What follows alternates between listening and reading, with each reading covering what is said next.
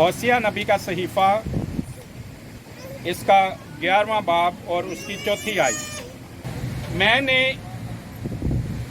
इनको इंसानी रिश्तों और मोहब्बत की डोरियों से खींचा। आमीन। मैंने, कौन है मैं? खुदा फरमाता है, मैंने इनको, किनको? इन सबको, आमीन, हम सबको, खुदा ने हम सबको रिश्तों और मोहब्बत की डोरियों से खींचा। खुदा ने हमारे दरमियान रिश्ते बनाए हैं और खुदा ने ही रिश्तों के दरमियान मोहब्बत रखी है। आज दो खानदानों के दरमियान मिलाप होने जा रहा है, उसका इंतजाम किया जा रहा है। और जब दो खानदान मिलते हैं तो नए रिश्ते जन्म लेते हैं। सबसे पहला रिश्ता कौन सा जन्म लेता है? मियाँ और बीवी, एक नया कपल बनता है। मियाँ और बीवी का रिश्ता, और फिर सास ससुर, और आगे फिर बहुत सारे रिश्ते जन्म लेते हैं। लेकिन इन रिश्तों का बनाने वाला कौन है? हमें रिश्तों की डोरियों में जोड़ने वाला कौन है? खुदा है। और रिश्तों में मोहब्बत पैदा करने वाला कौन है? खुदा। जब भी हमारा फंक्शन कोई होता है और तो जरूर है कि हम, जिसने ये रिश्ते बनाए हैं और जिसने रिश्तों के दरमियान मोहब्बत रखी है, उसको पहले शामिल किया जाए। खुदा के लोगों, क्या हमारा खुदा प्रोग्राम में शामिल हो जाएगा जब हम उसे दिल में ना आने दें? जब तक उसको दिल में ना आने दें, अपनी जिंदगी में ना आने दें, क्या वो प्रोग्राम में शामिल हो जाएगा? नहीं। जब तक उसको अपने दिलों में ना आने दें, क्या वो हमारे खानदान में आ जाएगा? क्या खानदान पर, प्रोग्राम पर खुदा की बरकत आएगी? जरूर है कि पहले उसको अपने दिलों में लाएं, फिर उसको प्रोग्राम में बुलाएंगे, प्रोग्राम में भी आएगा। फिर उसको जहां जहां भी बुलाएंगे वो आएगा। उसको पहले अपने दिल में कॉल करें, वो फिर उसको अपने हर काम में बुलाएंगे तो वो आएगा। उसको फिर अपने हर मसले में बुलाएंगे तो वो आएगा। उसको अपनी हर मुसीबत में बुलाएंगे तो वो आएगा। जब तक उसको अपने दिल में नहीं बुलाएंगे, वो उस वक्त तक आपके किसी काम में नहीं आएगा। हम सबको किसने पैदा किया है? खुदा ने पैदा किया है। और हम सबको जब उसने पैदा किया है तो उसने कहा है कि मैंने तुमको अपने लिए बनाया है। मैंने तुमको अपने लिए बनाया है ताकि तुम मेरी इबादत करो, ताकि तुम मेरी हम्द करो। तो हम उसकी हम्द उस वक्त कर पाएंगे जब उसको अपनी जिंदगी में आने देंगे। और जब वो हमारी जिंदगी में आएगा तो उसके फजल से, फिर उसकी अकल से, उसके रूह से फिर हम उसकी इबादत करेंगे। आज हमारे ये अजीज चाहते हैं, खास तौर पर भाई सरफराज और फिर आदम और फिर सारे अजीज, कि खुदा शामिल हो और इस प्रोग्राम पर बरकत आए। आमीन। जितने खानदान और जितने अजीज हैं, बरकत आए। आमीन। तो और जो चाहता है कि मैं यहाँ से अपने घर जाऊं और वहाँ भी ये पैगाम शेयर करूँ, तो यहाँ आज अगर उसकी ज़िंदगी में पहले यीशु नहीं आया तो आज यीशु को ले, आमीन। ताकि उसकी ज़िंदगी में इत्मीनान आए, उसकी ज़िंदगी में बरकत आए, और यही पैगाम वो अपने ख़ानदान में देगा तो उसके ख़ानदान में भी इत्मीनान आ जाएगा, बरकत आ जाएगी। खुदा के लोगों, जब तक आप खुदा को, यीशु को अपने दिल में नहीं लाएंगे, दिल में नहीं आने देंगे, वो आपके किसी प्रोग्राम में नहीं आएगा, आपकी मुसीबतों में नहीं आएगा, आपकी बीमारियों में नहीं आएगा, आप कर्ज में फंसे होगे तो वो वहां नहीं आएगा, आप किसी इलाज बीमारी में फंस गए हो वो वहां नहीं आएगा। लेकिन जब आप उसको दिल में आने दोगे तो वो हर जगह आएगा। ये मैं कोई कहानी नहीं सुना रहा, ये खुदा का कलाम, सच्चा कलाम, खुदा का सच्चा कलाम सुना रहा हूँ। खुदा के कलाम की बातें, आपको सच्ची बातें सुना रहा हूँ, और जो खुदा का कलाम कहता है वो हो जाता है। आमीन। खुदा इंसान नहीं के झूठ बोले, हालेलुया। और कलाम ही खुदा है। कलाम सच्चा कलाम है, जो कहा जाता है, जो कलाम खुदा बोलता है वो पूरा होता है। आमीन। खुदा का कलाम कह रहा है कि मैंने ही रिश्तों को बनाया है, मैंने ही इन्हें मोहब्बत की डोरियों में जोड़ा है। तो खुदा ही रिश्तों में मोहब्बत लाएगा जब खुदा को हम दिल में आने देंगे। जब खुदा को हम दिल में आने देंगे तो हमारा जिसके साथ रिश्ता होगा उसके लिए हमारे अंदर से फिर सच्ची मोहब्बत निकलेगी। दो बहनें हैं, अगर उनके दोनों के दिल में यीशु है तो उनके दरमियान फिर खुदा मोहब्बत लेके आएगा। आमीन। दो बहनों को उसने रिश्ते में, दो बहनों का रिश्ता किसने बनाया? भाइयों का रिश्ता किसने बनाया? माँ बाप का, माँ बेटे का, बाप बेटी का, ये सब रिश्ते किसने बनाए हैं? खुदा ने। ये रिश्ते मजबूत होंगे, बढ़ेंगे और हमेशा कायम रहेंगे, इनमें दरार नहीं आएगी, इब्लीस को मौका नहीं मिलेगा। खानदानों में, रिश्तों में इत्मीनान रहेगा और सुलह रहेगी। रिश्तों में दरार और लड़ाई झगड़ा डालने वाला कौन है? इब्लीस। अगर खुदा दिल में होगा तो इब्लीस नहीं आने पाएगा। अगर खुदा दिल में नहीं होगा तो इब्लीस के लिए घर खुला है। फिर इब्लीस दिल में रहेगा और वो बंदे के साथ बंदा नहीं रहने देगा। रिश्तेदारों को वो इकट्ठा बैठते हुए नहीं देख सकता, क्योंकि खुदा ने रिश्तों को बनाया है और इब्लीस देख नहीं सकता खुदा के काम को। चार अजीज इकट्ठे मिलकर रहते हैं, मोहब्बत से रहते हैं, इब्लीस देख नहीं सकता, क्योंकि ये काम किसका है? खुदा का। और इब्लीस खुदा का मुखालिफ है। वो बहन भाइयों में, रिश्तेदारों में मोहब्बत खत्म करता जाता है, क्योंकि इब्लीस दिलों में राज कर रहा है। अगर खुदा को दावत देंगे तो खुदा दिल में आएगा, तो हमारे रिश्ते कायम रहेंगे, मजबूत रहेंगे, खानदान कायम रहेगा, बहन भाइयों के दरमियान मोहब्बत कायम रहेगी, रिश्ते कायम रहेंगे, अजीजों के दरमियान रिश्ते कायम रहेंगे, खानदानों के साथ जुड़े रहेंगे। अब सबसे पहले किस बात की जरूरत है? किस बात की जरूरत है? यीशु को दिल में आना, खुदा को दिल में लाने की, यीशु को दिल में लाने की। आज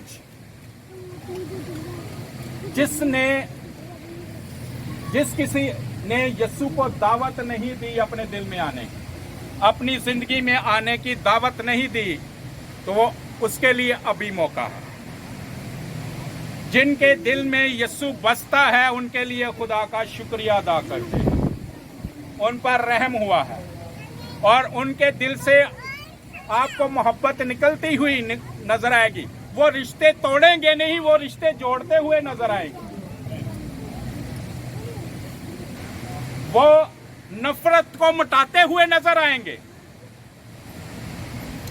क्योंकि उनके अंदर यस्सु रहता है, रिश्तों को जोड़ने वाला, बनाने वाला, रिश्तों में मोहब्बत को कायम रखने वाला। आप चाहते हैं कि आपके घर में, आपकी जिंदगी में, आपके हर एक मुश्किल में यस्सु आए और इस प्रोग्राम में यस्सु आए, तो यस्सु को पहले अपने दिल में लेके आए। जिनके दिल में अभी तक यस्सु नहीं आया, यस्सु को अपने दिल में लेके नहीं आए, यस्सु को अपना निजात हिंदा कबूल नहीं किया, यस्सु को अपने गुनाहों का कफारा कबूल नहीं किया, उनके लिए आज मौका है कि यस्सु को अपने दिल में लाए। जैसे यस्सु को अपने दिल में लाएंगे तो यस्सु सलीब पर आपके गुनाहों की खातिर मरा है। जैसे यस्सु को दावत देंगे तो पहले यस्सु क्या करेगा? आपके गुनाह अपने ऊपर ले लेगा और आपको गुनाह से आजाद कर देगा। गुनाह की सजा मौत, जहन्नम है।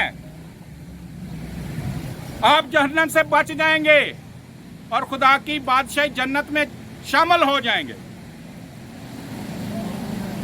आदम को समझ आ रही है?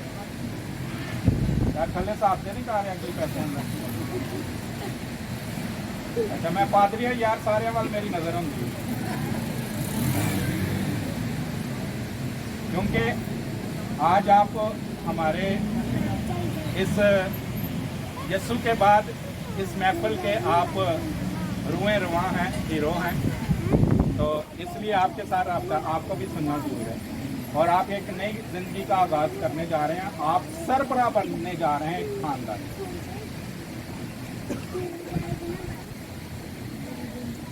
आज आपके लिए मौका है।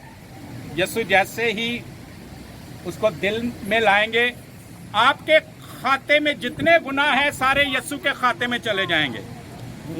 आपका गुनाह का अकाउंट, गुनाह की गठरी, गुनाह का खाता आपका खाली हो जाएगा। Praise the Lord. और आपके सारे ही गुनाह यस्सु पर चले जाएंगे। यस्सु आया ही आपके गुनाह का खाता खाली करने के लिए और आपके सारे गुनाह अपने खाते में लेने के लिए। Hallelujah. और जब उसने हमारे गुनाह अपने खाते में लिए, सारे गुनाह खाते में लिए, तो उसने गुनाहों की सजा भी सलीब पर भुगती है। हमारे गुनाहों की सजा उसे मिल गई है। अब फिर गुनाहों की सजा हमें नहीं मिलेगी। गुनाहों की सजा हमेशा की मौत है। लिखा है जो यस्सु पर ईमान लाता है वो हलाक नहीं होगा।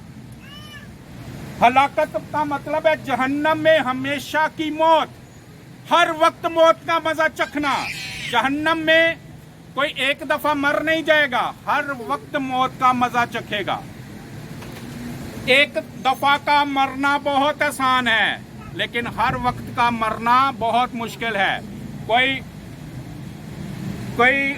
मरीज जब किसी अजियतनाक बीमारी में या अजियतनाक जख्म में वो तड़पड़ता रहता है और उसकी जान नहीं निकलती, तो वो क्या करता है? हर वक्त मरता है, हर वक्त उसे दर्द होता है, हर वक्त वो मरता है। वो कहता है कि खुदावंद एको बारी जान काट लै, रोज रोज दे मरण तो बेहतर है, हर वेले दे मरण तो बेहतर है, एको बारी जान काट लै। जहन्नम ऐसी ही होगी। इस जमीन पर तो एक दफा जान निकल जाती है, मर जाती है, तो कहते हैं जी सिलसिला खत्म हो गया ने। लेकिन जहन्नम में जो चला गया ऐसा नहीं होगा। वहां ऐसी आग होगी कि जान नहीं निकलेगी, बंदा नहीं मरेगा, लेकिन आग हर वक्त झुलसती रहेगी। तो वो हर वक्त मौत की हालत में रहेगा, हर वक्त मौत का मजा चखेगा, और वो हमेशा तक ऐसा। और ऐसी अजियतनाक सजा से यस्सु बचा लेगा। उसको दिल में आने दे। वो हमारे गुनाहों की सजा उसने ले ली है। जैसे ही उसको दिल में बुलाएंगे वो हमारा गुनाह का अकाउंट खाली कर देगा। Hallelujah. जो आज अपना गुनाह का अकाउंट खाली करना चाहते हैं, यस्सु को दिल में लाएं और यस्सु पर ईमान लाएं कि मेरे गुनाह उस पर चले गए, मेरा अकाउंट खाली।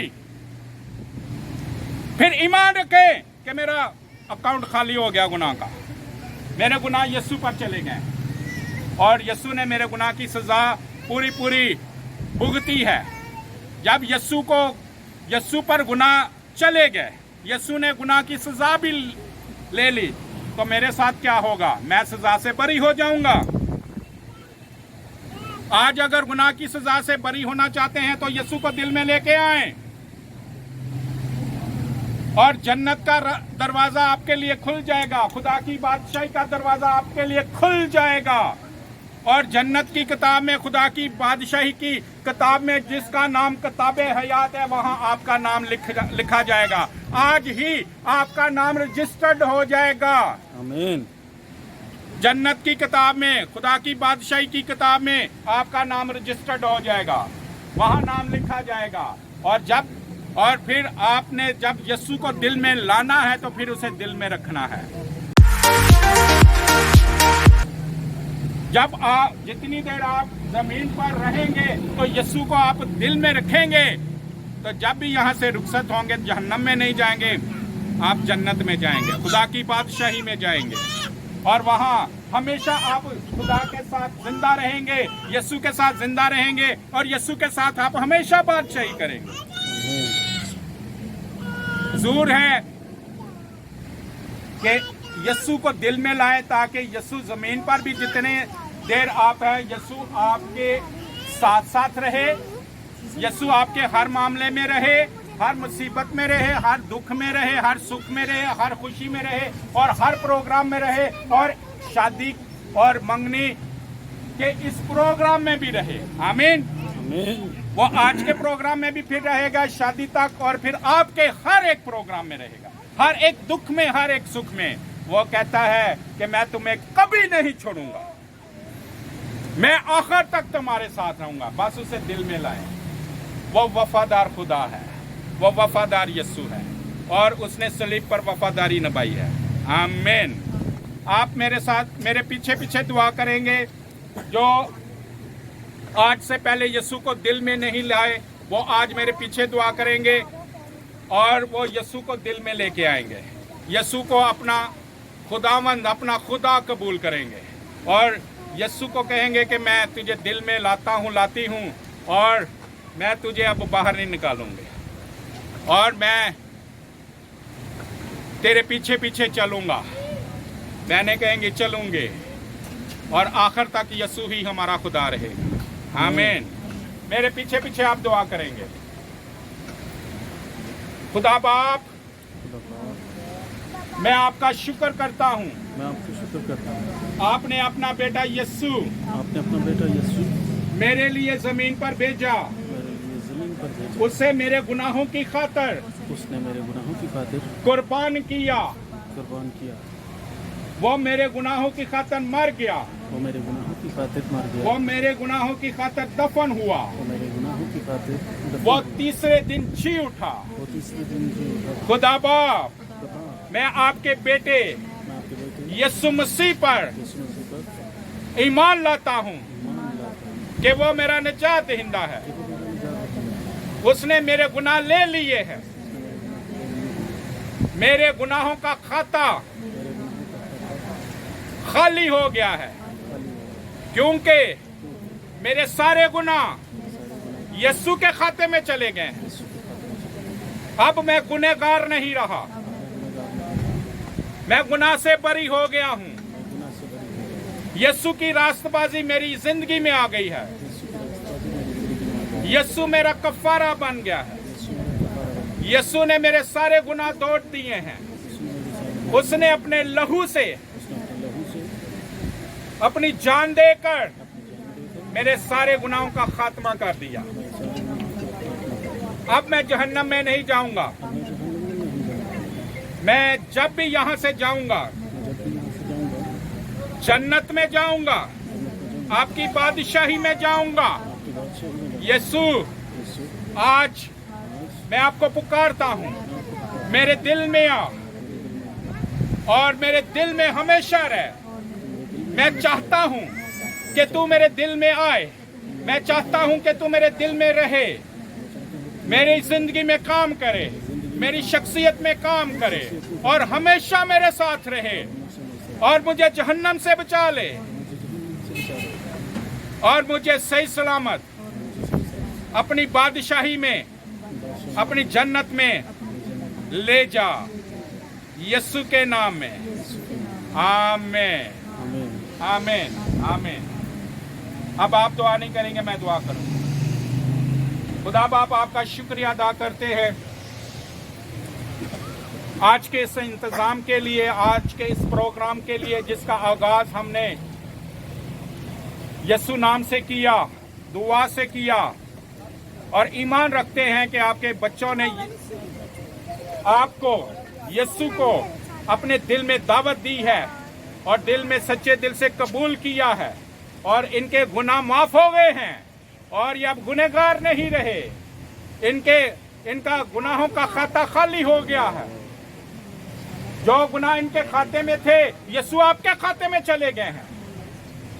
अब ये खुदा बाप आपसे पैदा हो गए हैं, आमीन। ये आपके बेटे बेटियां बन गए हैं आमीन। और जब तक ये जमीन पर रहेंगे, यीशु आप इनके साथ रहेंगे। इनके सुख में, इनके दुख में, खुशी गमी में, इनके मुसीबत में, मुश्किल में, परेशानी में आप साथ रहेंगे आमीन। और आप अपने बच्चों को सही सलामत अपनी बादशाही में दाखिल करें। आमीन। खुदा बाप जब तक आपके बच्चे जमीन पर हैं, ये आपको अपने दिल में रखें और यीशु के पीछे चलते रहें। आमीन। खुदा खुदा बाप आपका फजल इन सब पर होता रहे। जब बाप आपके बच्चों ने आपके कलाम को कबूल किया है, यीशु को अपने दिल में दावत दी है, यीशु आप दिलों में आए हैं, तो अब हम इस प्रोग्राम में भी आपको वेलकम कहते हैं, आपको इस प्रोग्राम में बुलाते हैं और आपके हाथ, यीशु आपके जख्मी हाथ इस प्रोग्राम पर और हर एक खानदान पर, हर एक इंसान पर पड़े रहे आमीन। और प्रोग्राम का एक एक हिस्सा आपके हाथों में देते हैं और हम सब की मदद करें, रहनुमाई करें। सारा प्रोग्राम आपके जलाल में है यीशु के नाम। और आपकी मर्जी के माफक हो। आमीन। यीशु के कादर नाम में मांगते हैं, आमीन। आमीन। ए हमारे बाप की दुआ से पहले मैं एक ऐलान करना चाहता हूँ। जब आपने यीशु को दिल में आने की दावत दी है, तो आपने फिर यीशु की ही बातें सुननी है और यीशु के ही गीत सुनने हैं। आदम सुन रहे हैं ना? यीशु के ही गीत सुनने हैं, क्योंकि हम खुदा के तरफ हो गए हैं, हम यीशु की तरफ हो गए। यीशु को हमने दिल में दावत दी है, तो फिर हम यीशु के ही गीत हम सुनेंगे, प्रोग्रामों में भी, वैसे भी। अगर यीशु को दिल में ले आए हैं, तो फिर क्या हमें गाने सुनना सजता है? आपसे सुनना चाहूंगा, नहीं। यीशु को दिल में लाकर क्या गाने सुनना हमें सजता है? नहीं। ना घर में गाने सुनना सजता है, ना ही महफिलों में और ना ही प्रोग्रामों में। हम गाने गाने वाले लोग नहीं हैं, ना गाने सुनने वाले लोग हैं। हम खुदा के लोग हैं, हम गीत गाने वाले, हम्द करने वाले लोग हैं और हम्द सुनने वाले लोग हैं। आमीन। तो खुदा के लोगों, आपने यीशु को दिल में आने की दावत दी है, तो यीशु के साथ ही अपना दिल लगाना है और यीशु में कायम रहना है। शैतान को फिर अपने अंदर नहीं आने देना, ताकि खुदा की बरकत आप पर छाई रहे, यीशु आपकी जिंदगियों में रहे और जिंदगी के हर मामले में रहे। आमीन। खुदा हम सबको बरकत दे। हालेलुया। आमीन।